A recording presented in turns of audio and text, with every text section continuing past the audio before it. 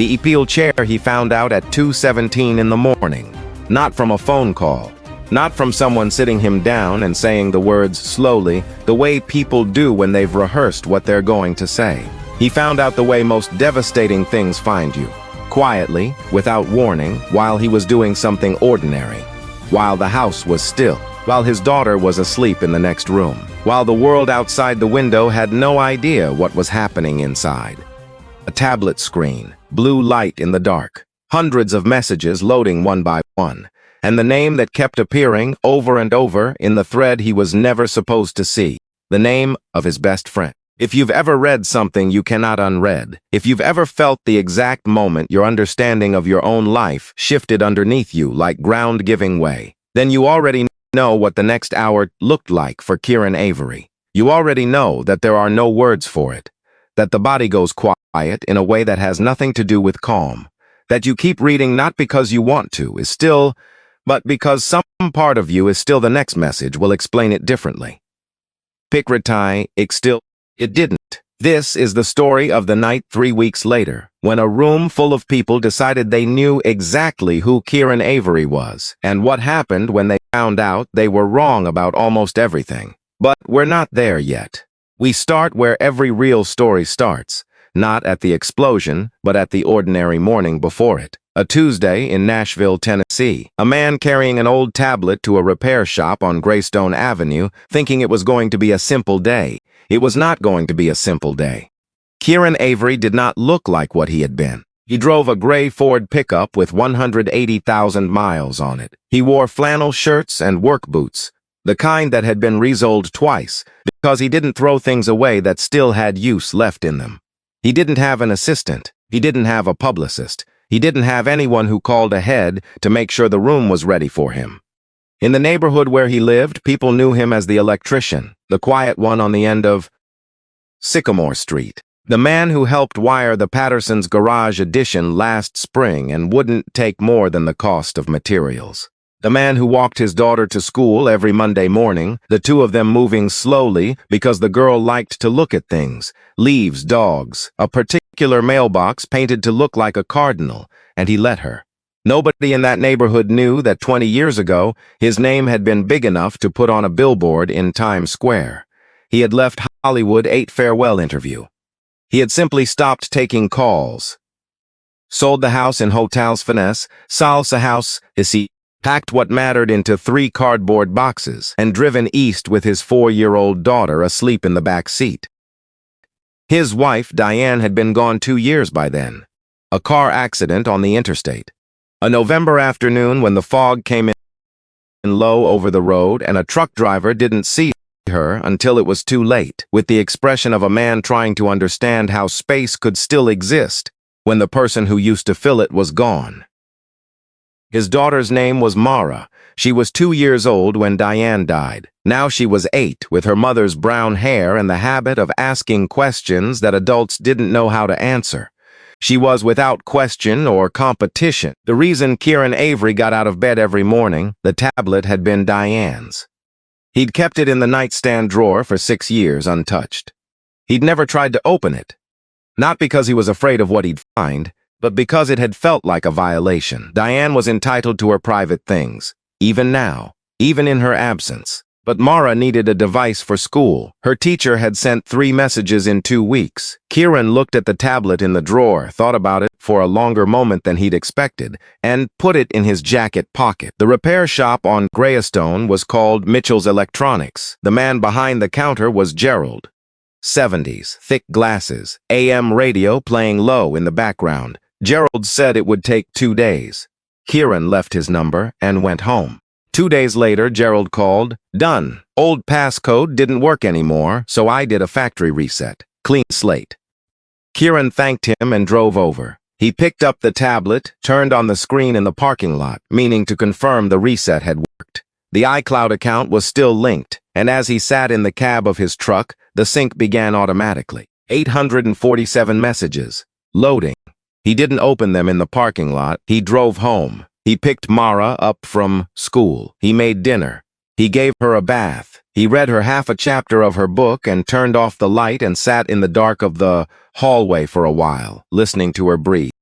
Then he went to the kitchen and opened the tablet. At 2:17 in the morning, Kieran Avery sat at the kitchen table with the screen in front of him and a glass of water he hadn't touched. He had read enough. 6 years.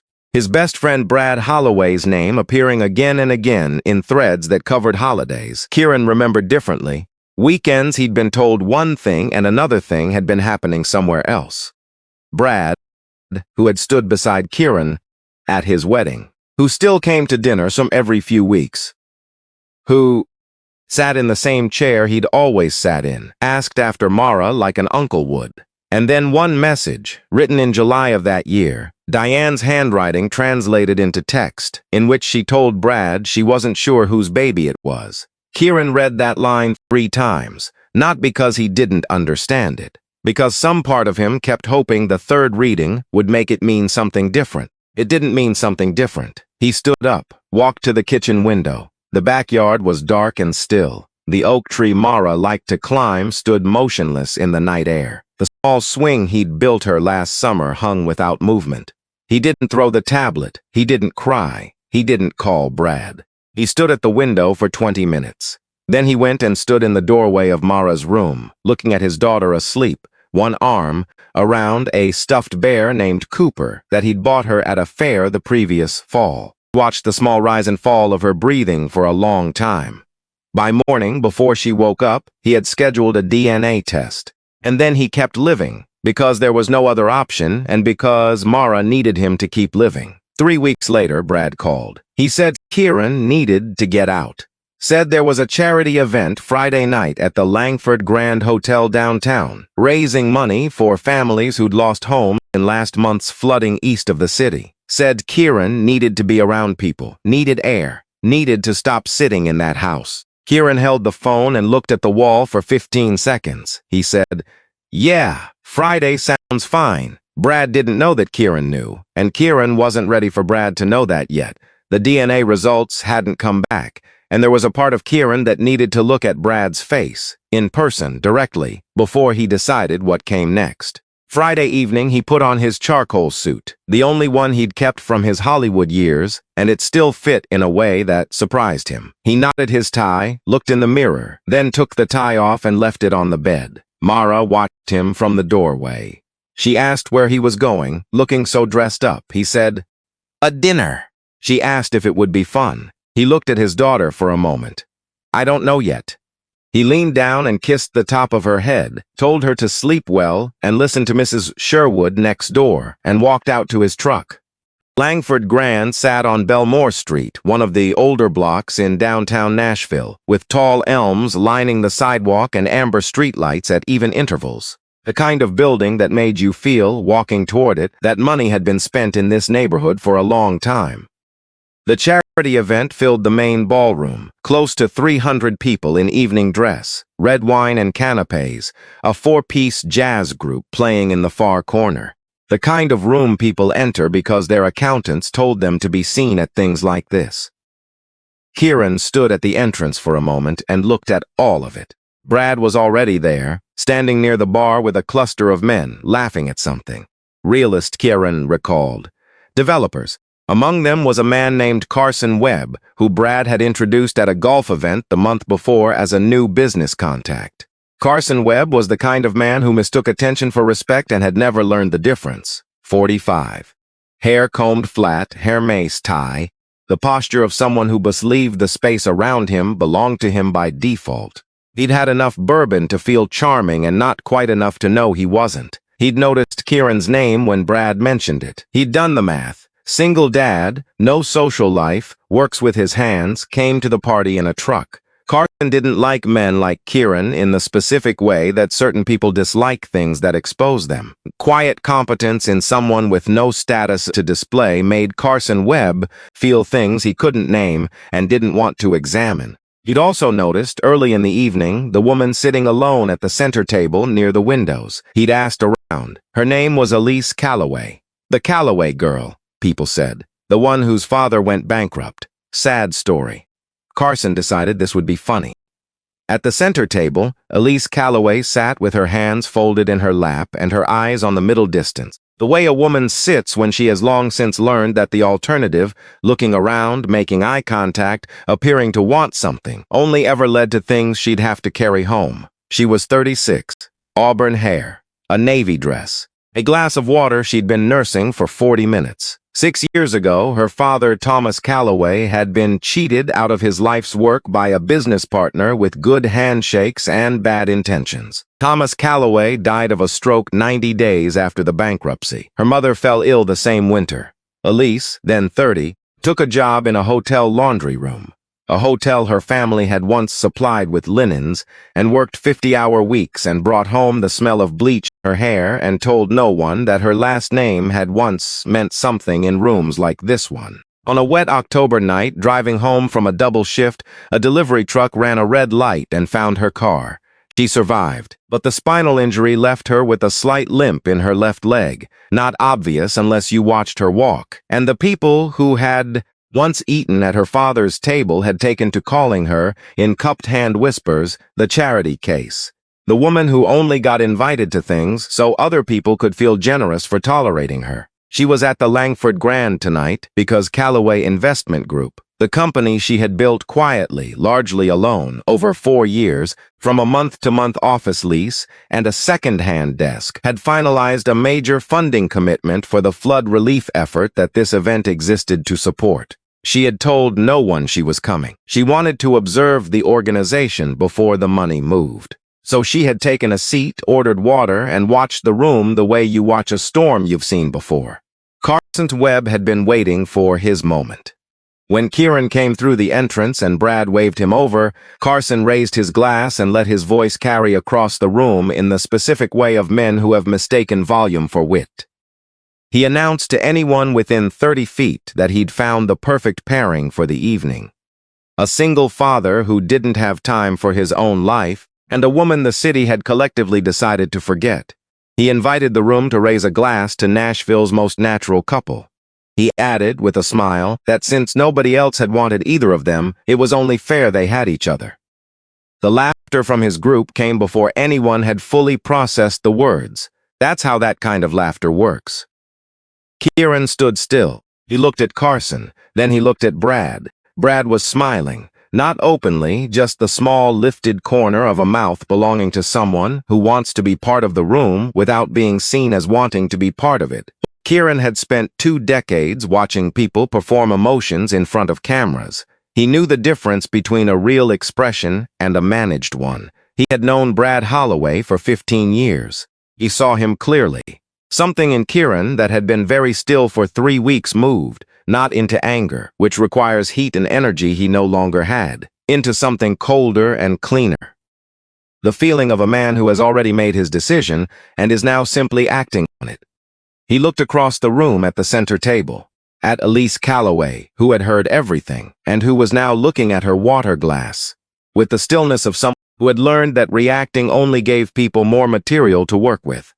Kieran walked across the ballroom, not quickly, not with any performance. He walked to the center table, pulled out the empty chair across from Elise, and sat down. He said, "I'm sorry for what just happened." Elise looked at him. She didn't answer immediately. She was looking for the angle. Every man who had approached her in a room like this in the last 6 years had come with an angle. She didn't find one on his face. She said, "Are you sitting here because you feel sorry for me, or because you didn't want to stand over there anymore?" He considered this.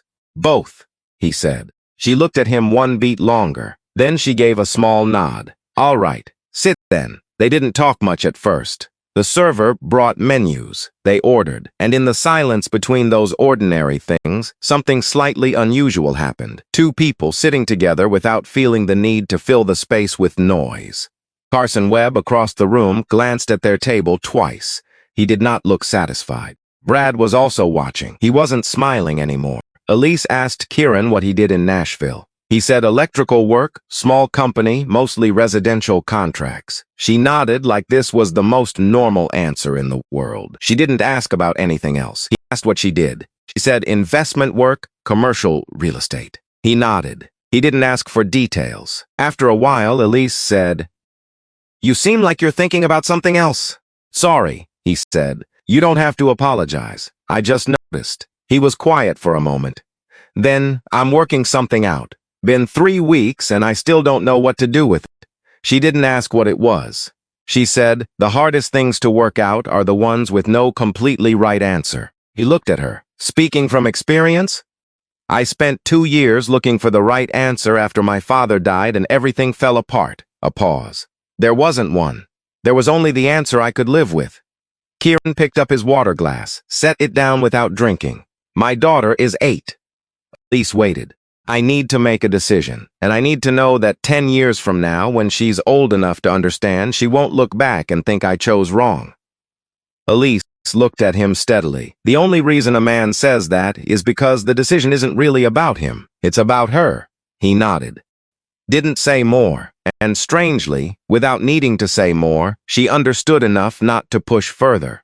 Carson Webb had 2 more bourbons and decided the evening wasn't over.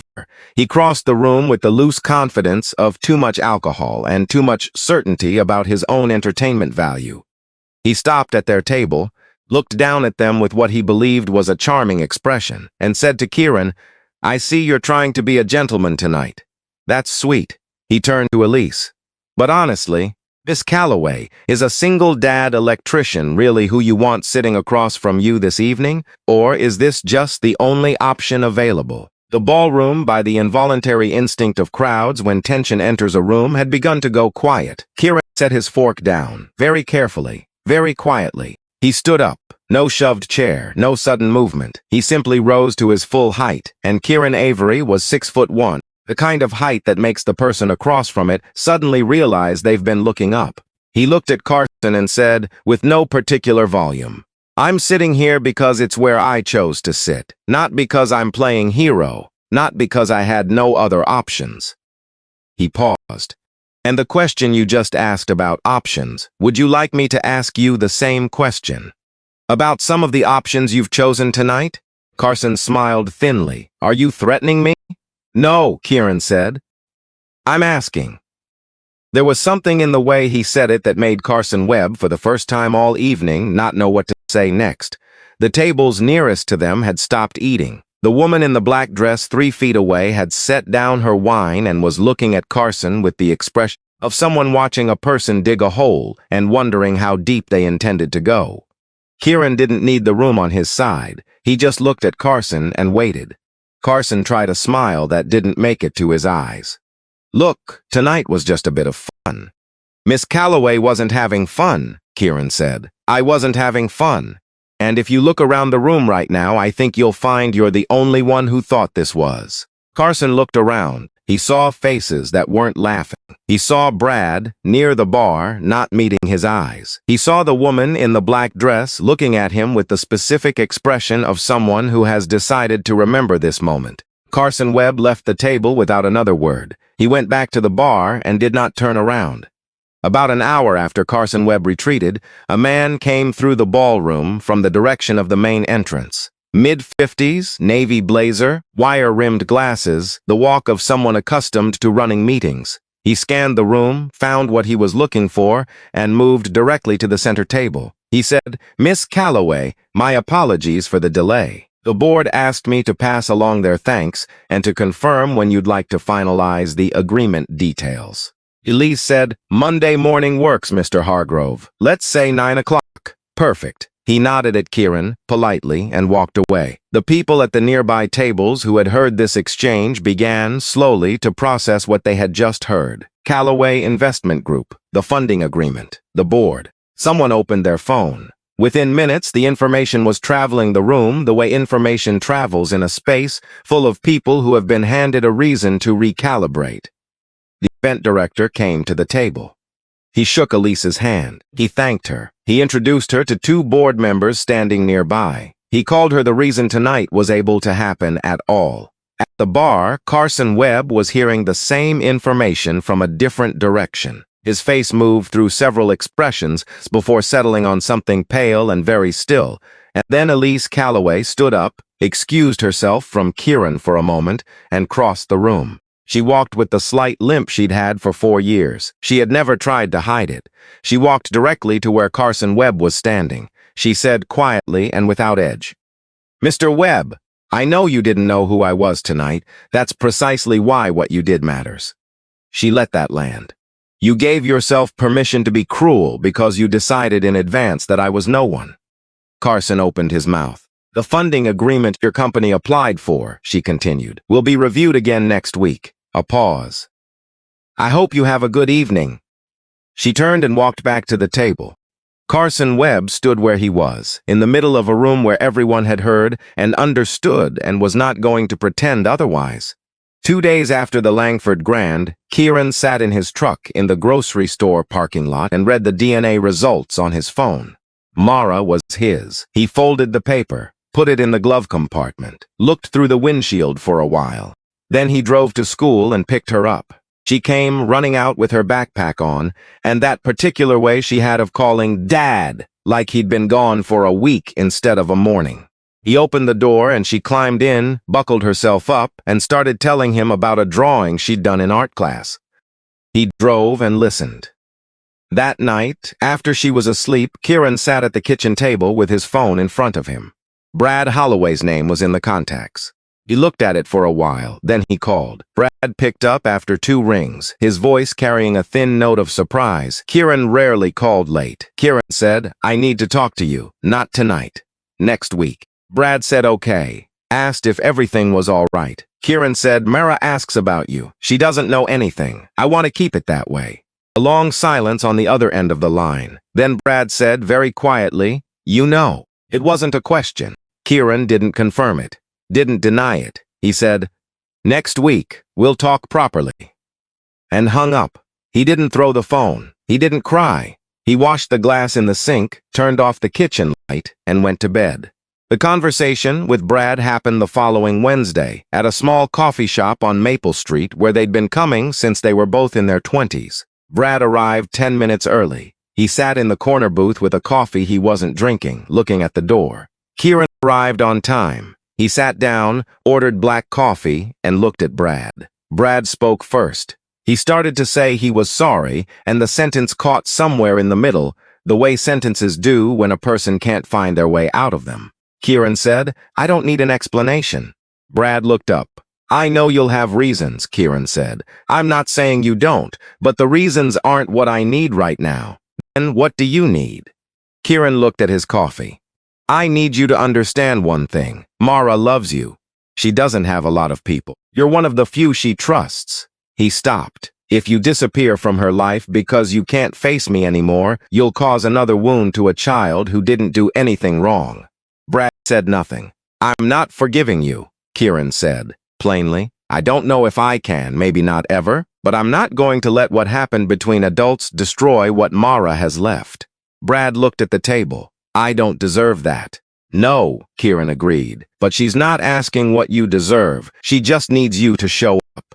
He drank his coffee, set the cup down. That's everything I have today. The rest, I need time. He stood up, left money on the table, and walked out. Brad sat alone with his cold coffee and the silence of someone who has just realized that being fully forgiven might have been easier than this. Being seen clearly, told the truth, and offered something he hadn't earned by a man who had every reason to give him nothing. Carson Webb did not get the same quiet conversation. His company's funding application was declined the following Monday. The rejection letter cited briefly, failure to meet partner conduct standards, no elaboration. But in Nashville's business community, the story of what happened at the Langford Grand had already made several rounds by then. People who had been present told people who hadn't. By the end of the week, Carson Webb insulted the woman who was funding the entire event, had traveled far enough that 3 of his business contacts didn't return emails that week. One called back and mentioned needing to adjust timing. Another canceled a meeting without explanation. Carson Webb did not lose everything at once. He lost it the slow way, one unreturned call at a time, one quietly shifted allegiance at a time. People who had laughed along at the Langford Grand remembered the expression on Elise Calloway's face, remembered the discomfort they had swallowed, and decided they didn't want to stand too close to the man who had caused it. 8 weeks later, Carson called a mutual contact and asked if there was a way to arrange a meeting with Elise Calloway. The message was passed along. Elise sent back a short reply, I have nothing to say to Mr. Webb. But if he wants to start over, not with me, but in how he treats people generally, that's his business. He doesn't need my permission." Carson read the message and did not respond. People who knew him said he was quieter after that. No more raised glass moments at crowded events. Whether he had genuinely understood something or had simply learned that rooms can turn on you without warning, no one could say for certain. Possibly both. In April, Kieran took a new job. He was supervising the electrical and structural work on 32 homes in a flood-damaged neighborhood east of Nashville, a project funded by Callaway Investment Group. He had found out about it through a short email from Elise, asking if he'd be interested. He called her back the same evening. He talked about the project, logistics, timelines, what the homes needed. At the end of the call, she asked if he'd like to get coffee the following week to discuss the details. He said yes.